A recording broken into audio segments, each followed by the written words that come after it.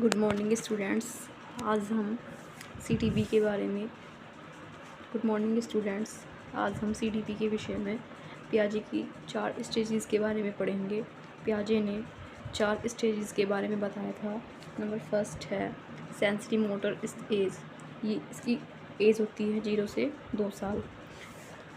इस स्टेज को हम गत्यात्मक अवस्था, इंद्रियगामक अवस्था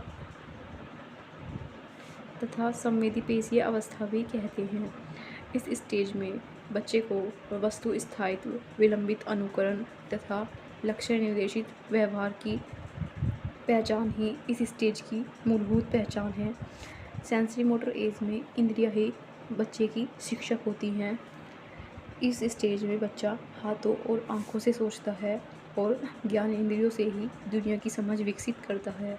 तो ये बच्चे की शुरुआती अवस्था, जिसको संवेदात्मक अवस्था या फिर सेंसरी मोटर एज भी कहते हैं, और यह 0 से 2 वर्ष की होती है। सेकंड है प्री ऑपरेशनल स्टेज।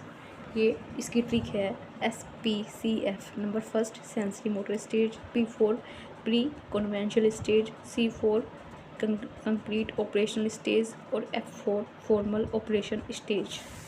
तो सेकंड है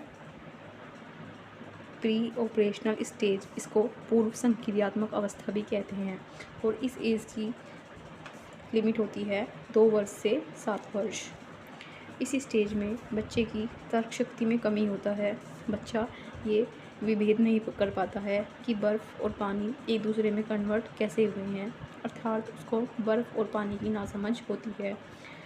इस स्थिति में इस एज में बच्चे को निर्जीव और सजीव की नासमझ होती है, अर्थात वह निर्जीव और सजीव चीज़ों में अंतर नहीं कर पाता। जैसे वह खिलौनों को भी सजीव समझ लेता है और इंसानों को कभी कभी निर्जीव।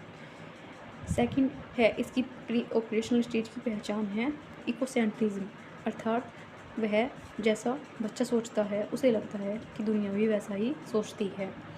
थर्ड इसकी पहचान है सिंबॉलिक थॉट, यानी कि वह सिंबल के अनुसार ही सोचता है। जैसे कि लैंग्वेज ज्ञान, उसको लैंग्वेज का ज्ञान के बारे में जैसे उसको ABCD की पहचान होती है।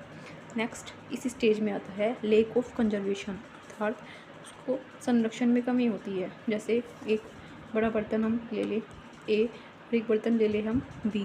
अब अगर हम A बर्तन को चौड़ा बना लें और B बर्तन को लंबा बना लें, A में अगर हम पानी कम भर दें और अगर हम A और B में दोनों में बराबर मात्रा में पानी डालें, अब जैसे मैंने बताया है कि A बर्तन चौड़ा है और B जो है लंबाई वाला है, तो बच्चे को लगेगा कि चौड़े बर्तन में पानी ज़्यादा है और जो कि लंबा यानी कि जो बर्तन B है उसमें पानी कम है। तो अर्थात उसके कंजर्वेशन में लेक यानी कि उसके संरक्षण में कमी होती है। ये किसकी पहचान है? ये है प्री ऑपरेशनल स्टेज की पहचान।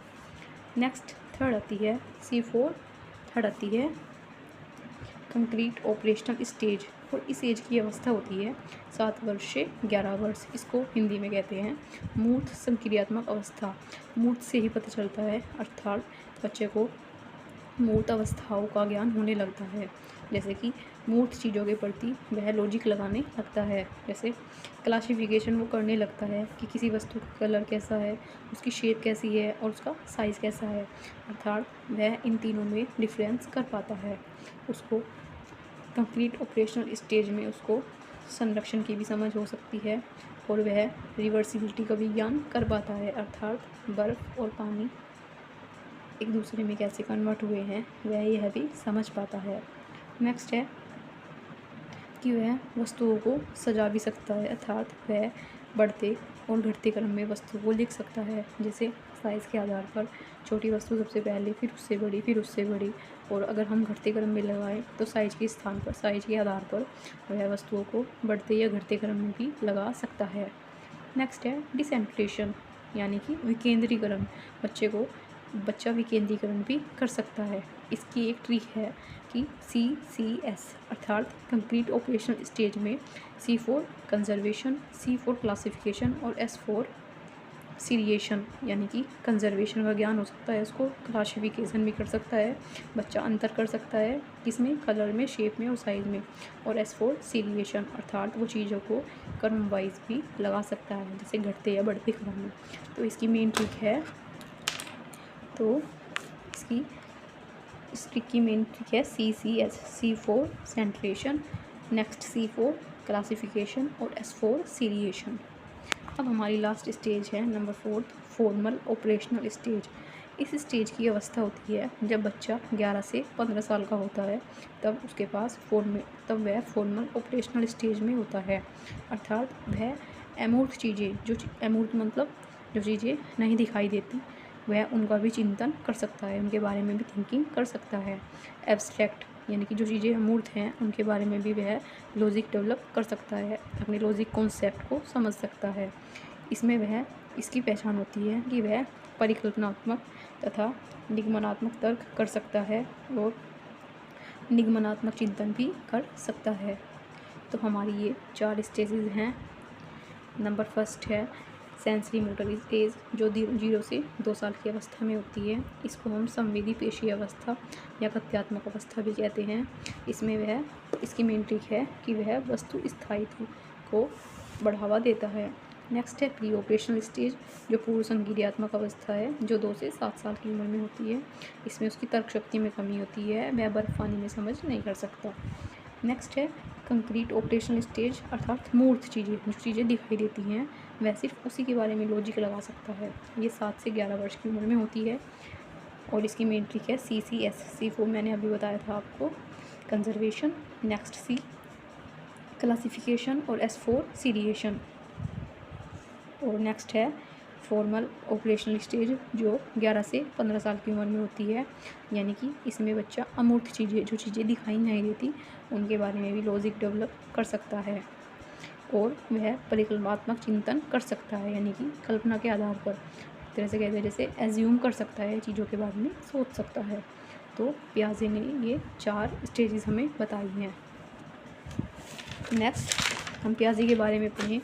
पियाजे, जीन पियाजे जो है स्विट्ज़रलैंड के रहने वाले एक महान साइंटिस्ट थे। इन्होंने संज्ञानात्मक विकास के सिद्धांत दिया था, यानी कि कोग्निटिव डेवलपमेंट का सिद्धांत इन्होंने दिया था। इनको चाइल्ड साइकोलॉजी का फादर भी कहा जाता है, यानी कि बाल मनोविज्ञान के जनक भी जीन पियाजे को कहा जाता है। ये क्वेश्चन बनता है CTET में कि फादर ऑफ चाइल्ड साइकोलॉजी कौन है, तो कौन है, जीन पियाजे। उन्होंने 4 अवस्थाएं दी थी जिनके बारे में हमने अभी पढ़ा है। इसकी आप एक ट्रिक याद रख सकते हैं, SPCF, sensory motor, pre conventional, conventional, formal operation stage, 0 से 2, 2 से 7, 7 से 11 और 11 से 15, इसकी 4 अवस्थाएं हैं। सो थैंक यू, आज के लिए इतना ही। जीन पियाजे के बारे में सिर्फ यही इम्पोर्टेंट टॉपिक्स हैं। अगर आपको मेरी वीडियो अच्छी लगी तो कल मैं किसी और CTP के इम्पोर्टेंट टॉपिक को लेकर आपके डाउट्स क्लियर करूँगी। Thank you so much.